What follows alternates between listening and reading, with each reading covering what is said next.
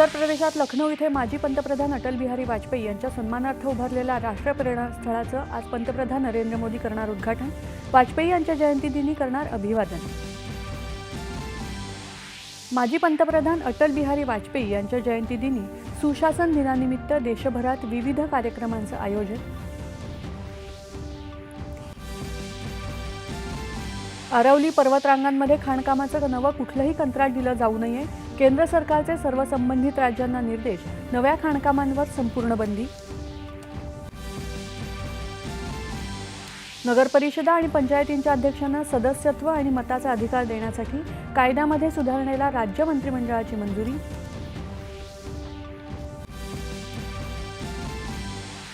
नवी मुंबई विमानतळ आजपासून प्रवाशांच्या सेवेत. या विमानतळाला लोकनेते दी.बा. पाटील यांचंच नाव दिलं जाणार. मुख्यमंत्र्यांचा पुनरुच्चार.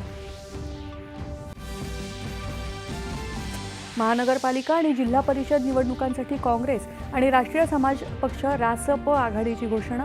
बहुजनांच्या हितासाठी एकत्र. दोनही पक्षनेत्यांची प्रतिक्रिया. भारतासह जगभरात नाताळचा उत्साह. गिरिजाघरांमध्ये प्रार्थना. राष्ट्रपती, उपराष्ट्रपती, राज्यपालांनीही दिल्या शुभेच्छा. आणि विजय हजारे ट्रॉफी क्रिकेट स्पर्धेत केवळ 36 चेंडूंमध्ये शतक झळकवून वैभव सूर्यवंशी बनला प्रथम श्रेणी क्रिकेटमध्ये सर्वात वेगवान शतक करणारा तरुण खेळाडू. नमस्कार. 8:30